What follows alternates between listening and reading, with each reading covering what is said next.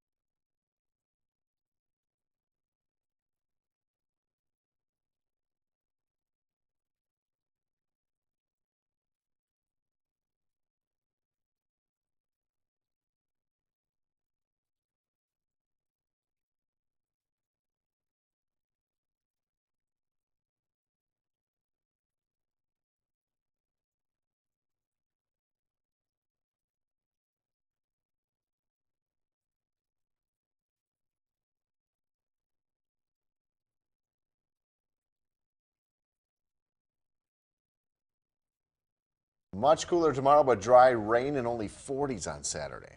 Quick question, Mayor. Does this mean that Burke has to be the mayor for the day? I might have to check with the voters first, but I'll get back to you on that one. All right, let's hope not. You were fabulous, Mayor. Oh, thanks for having me. Thanks so much this for is a great being time. with us this evening. Absolutely. Much appreciated. Thanks for joining us tonight. Colbert is next. Awesome. Aaron Davison's wardrobe provided by Furs and Clothing of Distinction, downtown Green Bay.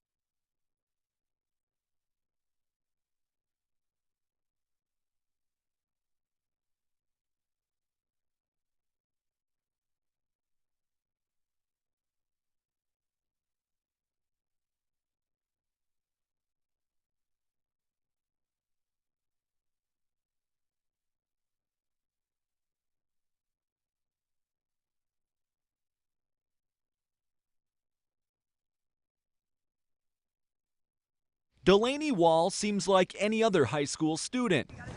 But two words Epithelioid make the Bayport senior hemangioendothelioma. one in a million. Shock is just the first thing that comes to my head. That was Wahl's reaction when at age 12 she was diagnosed with EHE, an extremely rare and often deadly vascular sarcoma, a form of cancer that produces unpredictable tumors on blood vessels. I kind of sat there for a second and I was like, okay, like I'm gonna be okay. This is crazy, but it's gonna be okay. The Wahl family quickly found out not only is there no cure for this disease, there was zero funding as well. So Delaney and her mother Julie decided to do something about it. After about a year of my diagnosis, the EHE Foundation was born. Outside of helping her mom, who is president of the foundation, Delaney is graduating 8th in her class with a 4.26 GPA, is taking all college-level courses, and helps bring perspective and much more to a Pirates team looking to win a second consecutive state championship. It does help them to step back and say, yeah, she's someone that we should look to and follow and be inspired by. On the sidelines, she's a voice of positivity. On the field, she's a voice of positivity. She's a workhorse. Wahl's treatment includes frequent scans and experimental chemo, and her goals became clear after her diagnosis in 2014. I was one of 11 teenagers at the time, and of those 11 teenagers, there's only 4 of us still here today. They wouldn't want me to be sad and give up. They would want me to keep fighting. So I wake up every day with a smile on my face, and I'm like, you know, this is another day to represent everybody that I lost, and it's another day to work for a cure for the people who are going to be diagnosed in the future. Ultimately, I just want to help people. And when you hear that, you realize it's not EHE that makes Delaney one in a million. It's her courage and positive attitude. Reporting in Swamico, Ryan Rodig, Local 5 Sports.